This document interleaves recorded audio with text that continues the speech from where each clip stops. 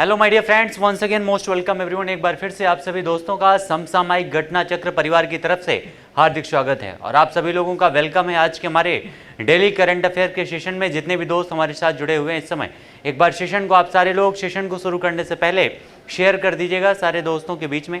Session को like कर दीजिएगा जिन्होंने अभी तक नहीं किया है। उसके बाद हम बढ़ते हैं हमारे डेली करंट अफेयर के डोज में, जिसमें आज हम डिस्कस करने वाले हैं काफ़ी इंपॉर्टेंट पॉइंट के बारे में जो काफ़ी most important one liner question आपके एग्जाम में बनते हैं। आइए बढ़ते हैं डियर अपने सेशन की तरफ। और याद रखिएगा जो भी लोग हमारे साथ नए जुड़े हुए हैं, सबसे पहले आप सभी लोग, ये आपकी जो क्लास है डेली शाम को 8 बजे प्रीमायर होती है, यानी आपकी क्लास 8 बजे आपको मिल जाती है इस घटना चक्र के ऑनलाइन प्लेटफॉर्म पर, ठीक है, जिसमें हम लोग डिस्कस करते हैं अपने द पॉइंटर जो आपकी बुक है उससे संबंधित सारे क्वेश्चन के बारे में। आइए बढ़ते हैं आज के हमारे सेशन में। और सबसे पहला आपका है चेरनोबिल परमाणु रिएक्टर आपदा कब हुई थी। तो चेरनोबिल परमाणु रिएक्टर आपदा जो है ये हुई थी 26 अप्रैल 1986 में, जिसमें हजारों लोगों की जान गई थी, याद रखिएगा। और ये उस समय चेरनोबिल जो परमाणु रिएक्टर है वो यूएसएसआर में था, यानी आपका जो संयुक्त जो सोवियत संघ रूस था वहीं पर ये आपका चेरनोबिल था। लेकिन जैसा आप जानते हैं 1991 के बाद 1991 में रशिया यानी यूएसएसआर का विभाजन हो गया था और लगभग 16 से ज़्यादा देश इसमें टूट गए थे, जिनमें से एक देश था जिसका नाम है यूक्रेन। यानी आपकी जो इस समय चेरनोबिल जो आपका परमाणु रिएक्टर है वो कौन से देश में है, तो यूक्रेन है, जहाँ पर इस समय रशिया ने आक्रमण करके रखा हुआ है, ठीक है। तो ये पॉइंट याद रखिएगा, चेरनोबिल है कहाँ पर इस समय, यूक्रेन में है। उस समय कहाँ पर था, तो यूएसएसआर में आता था जब ये घटना हुई थी 1986 में। डेट कौन सी थी, तो 26 अप्रैल को, ठीक है, रशिया में थी, याद रखिएगा, रूस में। इसके अलावा अगर हम बात करें, रूस जो है हमारे इस पूरे दुनिया का सबसे बड़ा फर्स्ट नंबर पर है एरिया में सबसे बड़ा देश है रशिया, जिसकी कैपिटल है मॉस्को, याद रखिएगा, मॉस्को इसकी कैपिटल है। और इसकी ये जो है मॉस्कोवा नदी के किनारे है, मॉस्कोवा नदी के किनारे है। रशिया में इस समय जो हेड हैं इनके वो कौन है, तो पुतिन है, यहाँ के राष्ट्रपति व्लादिमीर पुतिन रशिया के इस समय राष्ट्रपति हैं, याद रखिएगा। और भारत और इंडिया और रशिया के बीच में एक युद्धाभ्यास होता है जिसको हम कहते हैं इंदिरा युद्धाभ्यास या फिर इंदिरा नेवी युद्धाभ्यास भी होता है, जो भारत और रशिया की नौसेना के बीच होता है। उसके अलावा जो रशिया है अभी हाल ही में जो है ये आपका भारत और इंडिया और रशिया के बीच में एक मिसाइल बनती है जिसका नाम है ब्रह्मोस मिसाइल। ये भारत की ब्रह्मपुत्र नदी और रूस की मॉस्कोवा नदी, इन दोनों नदियों से मिलकर आपकी इसका नाम रखा गया है, याद रखिएगा, ब्रह्मोस नदी। और हाल ही में रूस ने यूक्रेन के ऊपर आक्रमण करके रखा है, क्योंकि यूक्रेन जो है नाटो में शामिल होने वाला था और यूक्रेन को नाटो में शामिल होने से रोकने के लिए रशिया ने आक्रमण कर दिया है यूक्रेन के ऊपर। नाटो क्या होता है, तो नॉर्थ अटलांटिक ट्रीटी ऑर्गेनाइजेशन, एक प्रकार का संघ है जिसमें सारे यूरोपियन देशों का सैन्य समूह है, साथ में कनाडा और अमेरिका भी इसमें शामिल है, ठीक है। तो ये सारे पॉइंट याद रखिएगा। नाटो से संबंधित यूक्रेन की राजधानी है कीव, ठीक है। यूक्रेन की कैपिटल क्या है, तो कीव है। जेलेस्की यहाँ के इस समय हेड हैं यूक्रेन के, जो इस समय युद्ध का सामना कर रहा है यूक्रेन। नेक्स्ट हमारा पॉइंट है डियर, अगला हमारा है विश्व बौद्धिक संपदा दिवस, वर्ल्ड इंटेलेक्चुअल प्रॉपर्टी डे प्रतिवर्ष कब मनाया जाता है। तो ये आपका 26 अप्रैल, पहली बार 26 अप्रैल 2001 में मनाया गया था, यानी आपके इसी 26 अप्रैल को जब चेरनोबिल परमाणु रिएक्टर हादसा हुआ था उसी दिन मनाया जाता है विश्व बौद्धिक संपदा दिवस, ठीक है। विश्व बौद्धिक संपदा दिवस उसी दिन सेलिब्रेट किया जाता है। सबसे पहली बार इसे मनाया गया था 2001 में। और यह दिवस किसके द्वारा मनाया जाता है, तो वीपो के द्वारा, यानी वर्ल्ड इंटेलेक्चुअल पावर इंडेक्स, जो आपका पावर्टी जो इंडेक्स है आपका ऑर्गेनाइजेशन है, ये संगठन के द्वारा जारी किया जाता है, विश्व बौद्धिक संपदा संगठन के द्वारा। और इस विषय को मनाए जाने का उद्देश्य क्या है, तो पेटेंट, कॉपीराइट, ट्रेडमार्क और डिजाइन के हमारे दैनिक जीवन को प्रभावित करने के प्रभावों के बारे में जागरूकता प्रदान करना इसका प्रमुख उद्देश्य है। अगला हमारा है यहाँ पर विश्व बौद्धिक संपदा दिवस का इस बार विषय क्या रखा गया है, तो IPSC youth innovating for a better future, इसका जो है इस बार थीम रखा गया है। इसका विषय है विश्व बौद्धिक संपदा दिवस 2022 का। और साथ ही में हाल ही में दूधवाणी नाम क्या है डियर? दूधवाणी नाम का एक सामुदायिक रेडियो स्टेशन का उद्घाटन कहाँ पर किया गया है? ये किसने किया है? तो हमारे देश के प्रधानमंत्री नरेंद्र मोदी जी के द्वारा किया गया है। अभी हाल ही में दूधवाणी नाम के एक सामुदायिक रेडियो स्टेशन का उद्घाटन, ठीक है, सामुदायिक रेडियो स्टेशन का उद्घाटन किया गया है, जिसका उद्देश्य है पशुपालन और कृषि के लिए आवश्यक जानकारी किसानों तक पहुंचाना। ठीक है, नेक्स्ट हमारा है अभी हाल ही में ट्विटर का अधिग्रहण किसके द्वारा किया गया है? किसका अधिग्रहण किया गया है? तो सबसे पहला पॉइंट आपको याद रखना है ट्विटर का अधिग्रहण। और ट्विटर के इस समय सीईओ कौन है? तो उनका नाम है पराग अग्रवाल, एक भारतीय हैं। ठीक है, पराग अग्रवाल एक भारतीय हैं। दुनिया में जितनी बड़ी बड़ी कंपनियां आप देखेंगे, उन बड़ी बड़ी कंपनियों में सीईओ और उसके फाउंडर मेंबर कई सारे भारतीय मिलेंगे आपको। गूगल के इस समय जो सीईओ हैं सुंदर पिचाई हैं, माइक्रोसॉफ्ट के कौन है? तो सत्या नडेला हैं। और यहाँ पर आप ट्विटर का देख रहे हैं पराग अग्रवाल हैं। इस प्रकार से कई भारतीय हैं जो पूरी दुनिया में अपना तहलका मचाए हुए हैं, औद्योगिक क्षेत्रों में भी। तो ट्विटर का अधिग्रहण किस अरबपति ने किया है अभी हाल ही में? तो इसका अधिग्रहण किया गया है एलन मस्क के द्वारा। ठीक है, एलन मस्क जो है दुनिया में सबसे अमीर इंसान है, याद रखिएगा। एलन मस्क की जो कंपनी है उसका नाम क्या है? तो एक कंपनी का नाम है टेस्ला। क्या नाम है डियर? एक का नाम है टेस्ला और दूसरा जो है स्पेस एक्स, जो एक प्रकार से स्पेस यानी अंतरिक्ष से संबंधित कंपनी है। टेस्ला और स्पेस एक्स दो कंपनियों के फाउंडर है। एलन मस्क दुनिया के सबसे अमीर इंसान है इस समय एलन मस्क, ये सारे पॉइंट याद रखिएगा।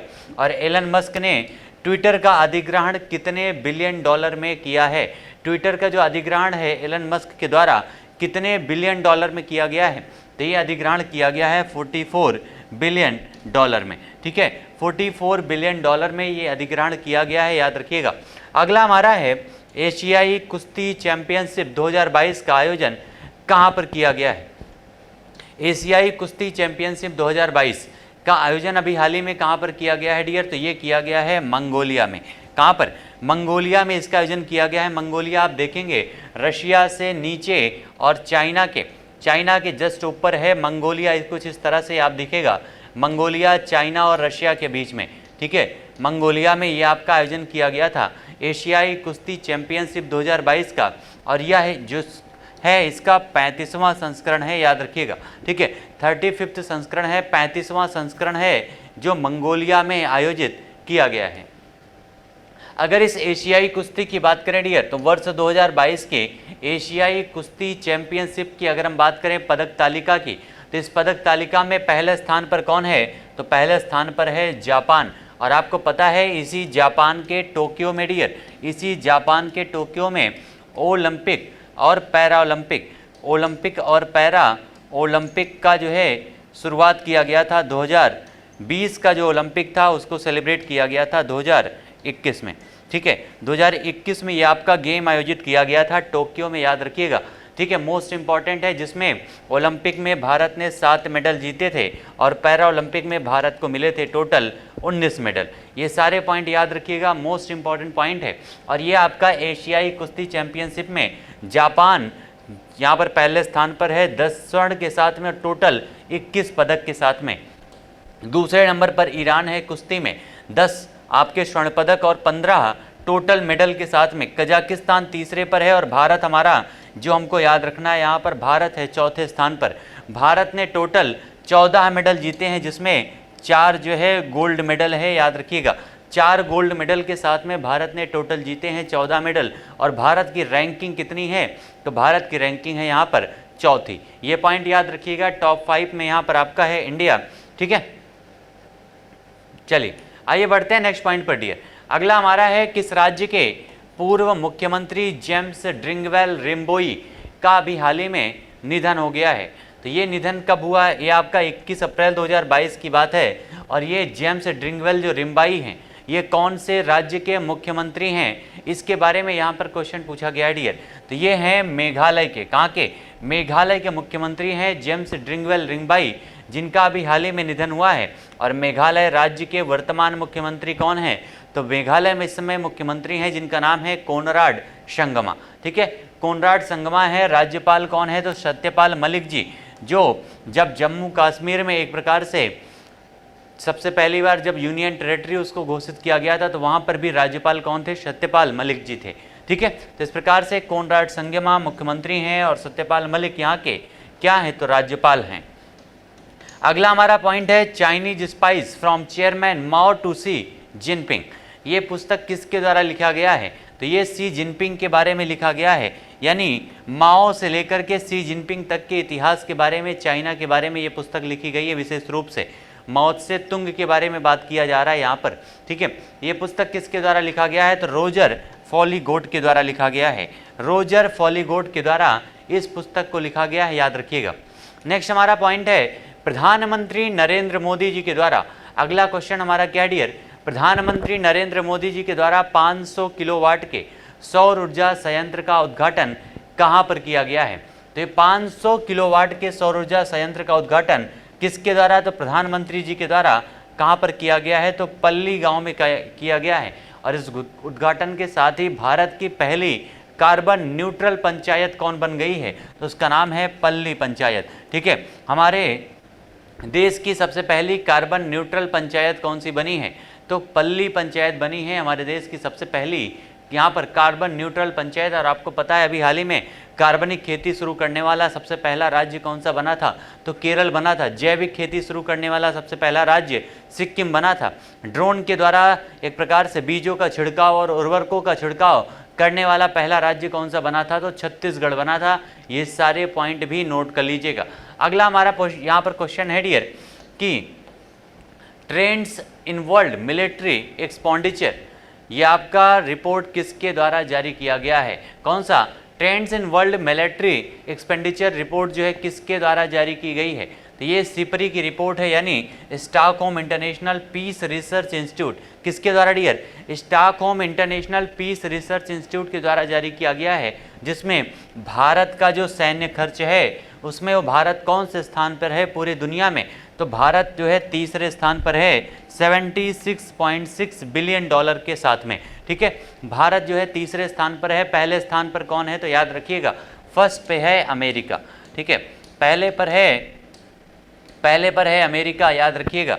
दूसरे स्थान पर है चाइना और उसके बाद है हमारा तीसरे स्थान पर है भारत। ये पॉइंट सारे मोस्ट इंपॉर्टेंट हैं डियर। एक पॉइंट याद रखिएगा, अमेरिका पहले स्थान पर है इस सैन्य खर्च के मामले में।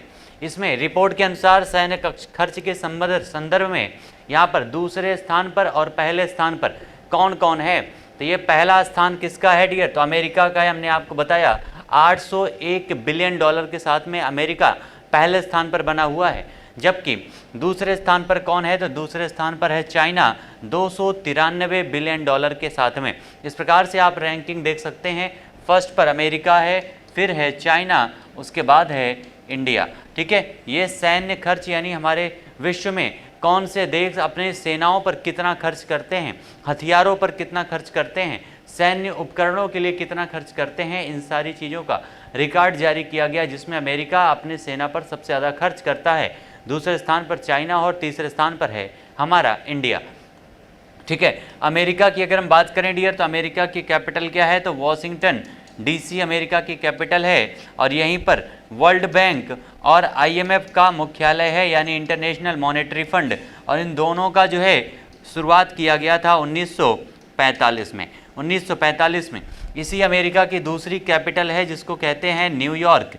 न्यूयॉर्क इसको कहते हैं। और यही न्यूयॉर्क जो है यहीं पर WUNO या आपका यूनाइटेड नेशन ऑर्गेनाइजेशन का मुख्यालय है, जिसको 1945 में स्थापित किया गया था। 24 अक्टूबर को मनाया जाता है यूएनओ दिवस। ये पॉइंट भी याद रखिएगा। ठीक है, यूएनओ दिवस। अमेरिका के इस समय हेड कौन है? तो उनका नाम है जो बाइडन। क्या नाम है डियर? जो बाइडन इनका नाम है अमेरिका। और ये आपका कहाँ पर है? तो नॉर्थ अमेरिका में है। याद रखिएगा, अमेरिका एक देश है जो नॉर्थ अमेरिका कॉन्टिनेंट में है, जिसमें टोटल 50 जो हैं यहाँ पर प्रांत हैं। इस समय यहाँ के उपराष्ट्रपति कौन हैं? तो उनका नाम है कमला हैरिस, जो एक भारतीय मूल की महिला हैं जिनका नाम है कमला हैरिस, जो अमेरिका के इस समय वाइस प्रेसिडेंट हैं। ये सारे पॉइंट याद रखिएगा। अमेरिका के पहले प्रेसिडेंट कौन थे? तो जॉर्ज वॉशिंगटन थे, जिनके नाम पर इस देश की जो कैपिटल है वॉशिंगटन वॉशिंगटन डीसी उसका नाम पड़ा था। यहाँ के 13वें राष्ट्रपति थे अब्राहम लिंकन। ये सारे पॉइंट याद कीजिएगा। और चाइना की अगर हम बात करें तो चाइना की कैपिटल क्या है डियर? तो चाइना की कैपिटल है बीजिंग, जहाँ पर अभी हाल ही में शीतकालीन ओलंपिक का आयोजन किया गया था। यहीं चाइना में आपका है शंघाई, कौन सा डियर? शंघाई यहीं पर है, जहाँ पर एनडीबी का मुख्यालय स्थित है। एनडीबी का मतलब क्या होता है? न्यू डेवलपमेंट बैंक, जिसकी स्थापना 2014 में ब्रिक्स देशों के द्वारा किया गया था। ब्रिक्स यानी Brazil, Russia, India, China and South Africa, इन सारे लोगों के द्वारा मिलकर के एनडीबी का जो है इसका शुरुआत की गई थी एनडीबी की। और एनडीबी में इस समय टोटल सदस्यों की संख्या कितनी है?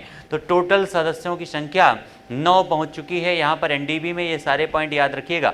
यानी 4 नए देशों को इसमें शामिल किया गया, जिसमें यहाँ पर यूएई है, आपका उरुग्वे है, बांग्लादेश है, और साथ में अभी हाल ही में मिस्र भी इसमें शामिल हुआ था। तो ये पॉइंट भी याद रखिएगा कि एनडीबी में शामिल होने वाले नए देश कौन से हैं। तो सबसे पहला है बांग्लादेश, उसके अलावा उरुग्वे, उसके अलावा यूएई, और यूएई के अलावा है मिस्र।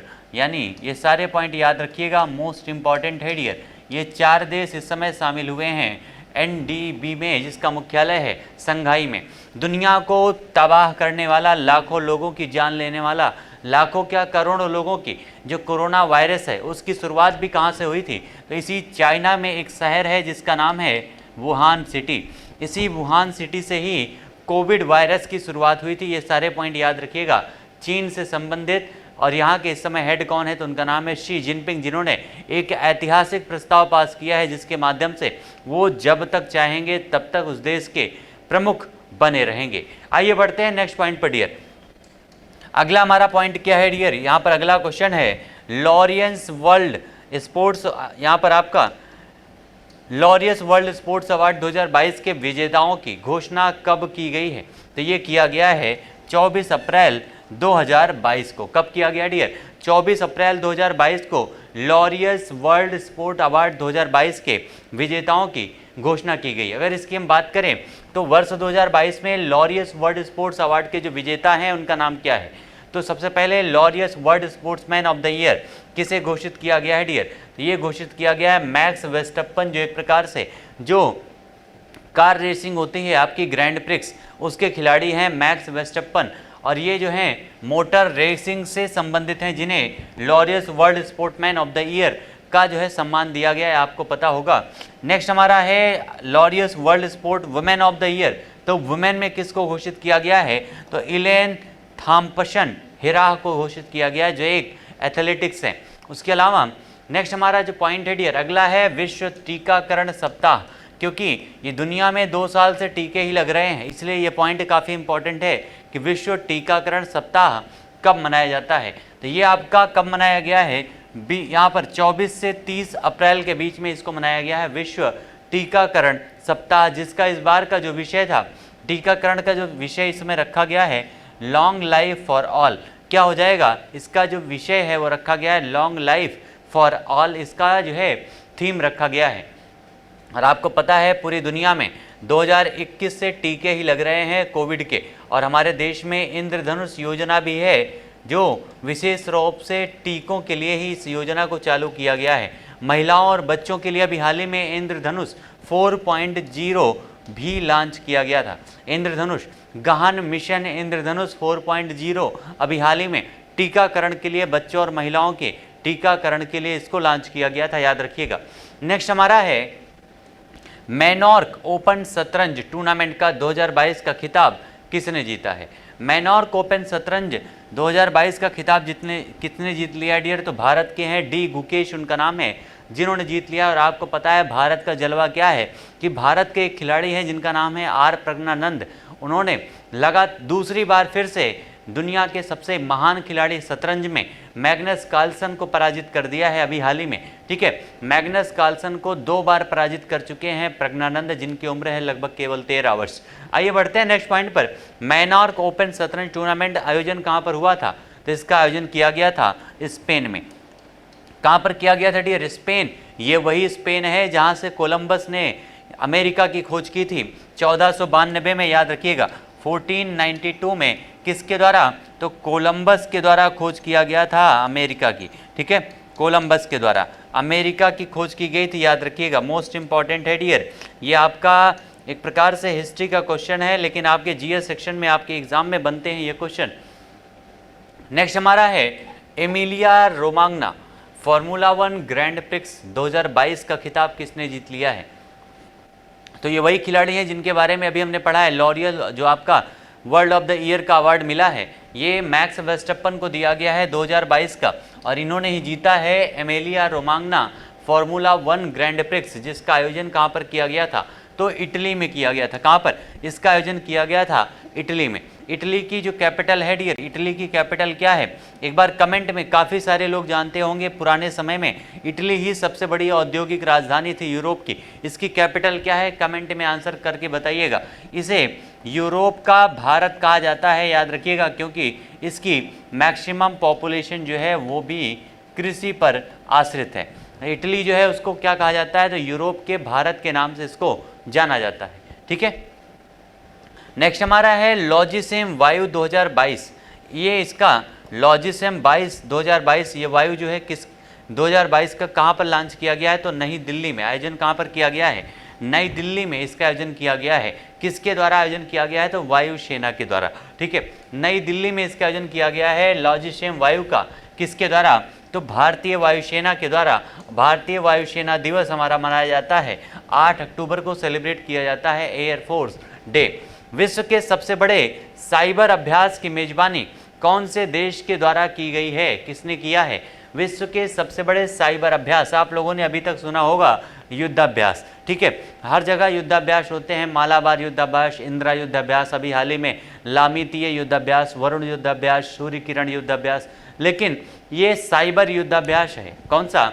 साइबर अभ्यास है डियर। और ये साइबर अभ्यास की मेजबानी कौन किया है? तो उसका नाम है एस्टोनिया। आपको पता है दुनिया में आज हर देश साइबर अटैक से पीड़ित है, यानी मानवीय रूप से लोगों के ऊपर हमला नहीं किया जाता, बल्कि नेटवर्क के माध्यम से हमला किया जाता है, जो आने वाले समय में सबसे बड़ा युद्ध का कारण है, ठीक है। तो साइबर अभ्यास की मेजबानी किसके द्वारा की गई है? तो एस्टोनिया के द्वारा किया गया है, जिसका नाम रखा गया है लॉगशील्ड 2022, ठीक है। लॉगशील्ड्स 2022 जो है इसका नाम रखा गया है इस अभ्यास का। नेक्स्ट हमारा है लॉर्सन एंड टुब्रो यानी LNT ने किस प्रौद्योगिकी संस्थान के साथ साझेदारी किया है? लॉर्सन एंड टुब्रो ने किस प्रौद्योगिकी संस्थान के साथ में साझेदारी की है डियर? तो उसका संस्थान के साथ जो साझेदारी हुई है वो हुई है IIT बॉम्बे के साथ में। IIT बॉम्बे कहाँ पर है? तो महाराष्ट्र में है, ठीक है। IIT बॉम्बे कहाँ पर है डियर? महाराष्ट्र में है। इसकी कैपिटल क्या है? मुंबई है। मुंबई कैपिटल है, औद्योगिक राजधानी कहा जाता है। उद्धव ठाकरे जो हैं इस समय महाराष्ट्र के CM हैं यहाँ पर। उसके अलावा अगर महाराष्ट्र की बात करें तो यहीं पर आपकी एलोरा की गुफाएं हैं, अजंता की गुफाएं हैं, और साथ में यहीं पर है एलिफेंटा की गुफाएं, ठीक है। एलिफेंटा की गुफाएं यहीं पर हैं डियर। और यहीं पर है नासिक, जहाँ पर आयोजन किया जाता है कुंभ मेले का। यहीं पर आपके राज ठाकरे हैं, जिन्होंने अभी हाल ही में बवाल मचा के रखा है महाराष्ट्र में। किसके लिए? तो नमाज और लाउड स्पीकर के लिए, ठीक है। तो ये सारे पॉइंट याद रखिएगा, महाराष्ट्र से संबंधित काफ़ी मोस्ट इंपॉर्टेंट पॉइंट है। और IIT बॉम्बे के साथ ही ये समझौता किया गया है लॉर्सन एंड टुब्रो के द्वारा, ठीक है। अभी हाल ही में जो आपका इंडेक्स जारी हुआ था उसमें जो है IIT आपका मद्रास टॉप पर है, BHU यहाँ पर हमारे उत्तर प्रदेश का 10वें स्थान पर है रैंकिंग में विश्वविद्यालय में, और 5वें स्थान पर है IIT कानपुर हमारे उत्तर प्रदेश का। ये पॉइंट भी याद रखिएगा। और साथ ही साथ अभी हाल ही में हमारे देश का सबसे बड़ा जो पेटास्केल सुपर कंप्यूटर लॉन्च किया गया था, जिसका नाम है परम गंगा, वो लॉन्च किया गया है IIT रुड़की में।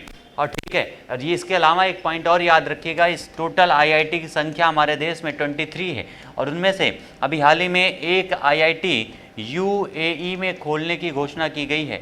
यानी हमारे देश में भारत के द्वारा विदेश में खोला जाने वाला पहला IIT UAE में स्थापित किया जाएगा। ये पॉइंट भी नोट कर लीजिएगा, ठीक है। UAE में स्थापित किया जाएगा पहला IIT। और हाल ही में भी IIT मद्रास के द्वारा एक कदम नाम के एक कृत्रिम पैर की भी शुरुआत की गई, इसका विकसित किया गया है। ये साझेदारी किसके लिए किया गया है? तो यह हरित हाइड्रोजन प्रौद्योगिकी विकसित करने के लिए इस साझेदारी को किया गया है। हरित हाइड्रोजन बहुत नाम सुन रहे होंगे, और ये होता क्या है, तो एक प्रकार से एक ऐसे माध्यम से ईंधन की पूर्ति की जाए जिससे प्रदूषण ना हो, जैसे सौर ऊर्जा, उसको कहते हैं हरित हाइड्रोजन, जिससे प्रदूषण बिल्कुल भी नहीं होता है। नेक्स्ट हमारा है national association of software and services यानी नैसकॉम के अध्यक्ष के रूप में किसे चुना गया है, तो कृष्णन रामानुजम को। और champions of the earth life time achievement award किसे प्राप्त हुआ है, तो सर डेविड एटनबरो को यह प्राप्त हुआ है लाइफ टाइम अचीवमेंट अवार्ड, किसका, चैंपियंस ऑफ द अर्थ का। अगला हमारा है किसको वर्ष 2022 को यूनेस्को वर्ल्ड बुक कैपिटल नामित किया गया है। यहाँ पर वर्ल्ड बुक कैपिटल किसे नामित किया गया है डियर, तो ये ग्वाडलजारा को यहाँ पर नामित किया गया है, जो कहाँ की है, तो मैक्सिको की है, जिसको नामित किया गया है। यूनेस्को की अगर हम बात करें तो यूनेस्को मतलब होता क्या है, United National Educational Scientific and Cultural Organisation, जिसकी स्थापना हुई थी 1948 में। और हेडक्वार्टर कहाँ पर है, तो पेरिस फ्रांस में है, जो फैशन की नगरी है डियर, याद रखिएगा। फ्रांस के कौन सी नदी के किनारे है, तो सीन नदी के किनारे है, और इसी फ्रांस में होने वाला है 2024 का ओलंपिक। ठीक है, 2024 का ओलंपिक होने वाला है इसी पेरिस में, ये पॉइंट याद रखिएगा। और नेक्स्ट हमारा है किसने अमेरिका के वैश्विक बाजारों के लिए सहायक वाणिज्य सचिव के रूप में शपथ लिया है। अमेरिका के, ठीक है, वैश्विक बाजारों के लिए सहायक वाणिज्य सचिव के रूप में किसने शपथ लिया है, तो उनका नाम है अरुण वेंकटरमन, जो एक भारतीय हैं, और इसीलिए इंपॉर्टेंट है क्योंकि डियर अभी आपने देखा अमेरिका के कई सारे ऐसे पद हैं जहां पर भारतीयों की नियुक्ति की गई है। ठीक है, इसलिए ये काफ़ी इंपॉर्टेंट है कि अगर भारत के किसी व्यक्ति की नियुक्ति किसी इंटरनेशनल ऑर्गेनाइजेशन में हो, वहां पर भारत के उस व्यक्ति का नाम आपके एग्जाम में क्वेश्चन में जरूर आता है, वो चाहे जिस भी एग्जाम में आए। लेकिन ये पॉइंट काफ़ी इंपॉर्टेंट है, अरुण वेंकटरमन को नियुक्त किया गया है, याद रखिएगा। नेक्स्ट हमारा है किसको दूसरी बार राष्ट्रीय अनुसूचित जाति आयोग का अध्यक्ष नियुक्त किया गया है, तो उनका नाम है विजय सांपला को नियुक्त किया गया है। और कौन सा जिला आयुष्मान भारत प्रधानमंत्री जन आरोग्य योजना सेहत योजना के तहत 100% घरों को कवर करने वाला भारत का पहला जिला बन चुका है, तो वो जिला बना है सांबा। है कहाँ पर, तो जम्मू कश्मीर में है डियर, कहाँ पर, जम्मू कश्मीर में है। अगर जम्मू कश्मीर की बात करें हम, तो जम्मू कश्मीर जो है ये एक यूनियन टेरिटरी है, जिसे 2019 में लद्दाख को अलग करके बनाया गया था। लद्दाख और जम्मू कश्मीर को अलग करके बनाया गया था। इस समय जम्मू कश्मीर जो है, यहाँ पर इस समय जो उपराज्यपाल हैं उनका नाम क्या है, तो उपराज्यपाल का नाम है मनोज सिन्हा जी। कौन है डियर, मनोज सिन्हा जो है इस समय उपराज्यपाल हैं। अभी हाल ही में हमारे देश के प्रधानमंत्री जी भी जम्मू कश्मीर की यात्रा पर थे, और उन्होंने वहाँ पर कई सारी योजनाओं की घोषणा की है। पंचायती चुनाव के बारे में भी घोषणा की गई है। और आपको पता है जम्मू कश्मीर में परिसीमन लगभग समाप्त हो चुका है, और वहाँ पर अब समय नज़दीक है जब वहाँ फिर से दोबारा वहाँ पर चुनाव होंगे और सारी स्थितियाँ और भी बेहतर हो जाएंगी। जम्मू कश्मीर में ही आपकी डल झील और बुलर झील है। ठीक है, ये सारे मोस्ट इंपॉर्टेंट पॉइंट हैं। भारत का स्वर्ग कहा जाता है जम्मू और कश्मीर को। नेक्स्ट हमारा है प्रधानमंत्री स्ट्रीट वेंडर्स आत्मनिर्भर निधि को कब तक के लिए बढ़ा दिया गया है, तो ये है, इसको बढ़ा दिया गया है दिसंबर 2024 तक। पीएम स्वनिधि जिसको कहते हैं, ठीक है, पीएम स्वनिधि को दिसंबर 2024 तक विस्तारित कर दिया गया है। और किस टनल को Indian building Congress IBC best infrastructure project का पुरस्कार प्राप्त हुआ है, तो कौन सी बिल्डिंग है या कौन सा इंडियन बिल्डिंग कांग्रेस को प्राप्त हुआ है, कौन से प्रोजेक्ट को डियर, तो उसका नाम है अटल टनल। इसका नाम रोहतांग टनल भी है, याद रखिएगा। पहले इसका नाम रोहतांग टनल था, और इसकी शुरुआत जो है तत्कालीन प्राइम मिनिस्टर अटल बिहारी वाजपेयी के द्वारा इसको शुरुआत कराया गया था, लेकिन इसे पूर्ण कराया गया हमारे प्रधानमंत्री नरेंद्र मोदी जी के कार्यकाल में, और इसका नाम रखा गया है अटल टनल। ठीक है, ये है कहाँ पर, तो हिमाचल प्रदेश में है, याद रखिएगा। अटल टनल आंसर हमारा करेक्ट हो जाएगा, जिसे इंडियन बिल्डिंग कांग्रेस के बेस्ट इंफ्रास्ट्रक्चर प्रोजेक्ट का पुरस्कार प्राप्त हुआ है। इस प्रकार से आज के हमारे सेशन के जितने भी मोस्ट इंपॉर्टेंट पॉइंट बनते थे डियर, वो सारी चीज़ों को हम लोगों ने कंप्लीट कर लिया है। अपने आज के सेशन में जितने भी इंपॉर्टेंट क्वेश्चन आपके एग्जाम के लिए बनते थे, आपको अगर याद ना हो या आपने देखा ना हो, तो याद रखिएगा आपकी दृष्टि जो बुक लॉन्च होती है उसके सारे वीडियोस आपके ऑनलाइन प्लेटफॉर्म पर आपके अपलोड हो चुके हैं। जिन लोगों ने अभी तक नहीं देखा है, पूरे 1 ईयर के करंट अफेयर को बहुत ही समग्र तरीके से हम लोगों ने वहाँ पर डिस्कस किया है। तो एक बार जिन लोगों ने नहीं देखा है सेशन में, बिल्कुल आप लोग चैनल पर जाइएगा और वीडियोस को देखिएगा। और आज का सेशन कैसा लगा एक बार कमेंट करके आंसर जरूर बताइएगा। मिलते हैं अपने अगले सेशन में नए क्वेश्चन के साथ में। तब तक के लिए आप सभी लोगों को thank you so much, all my dear student, thank you so much everyone.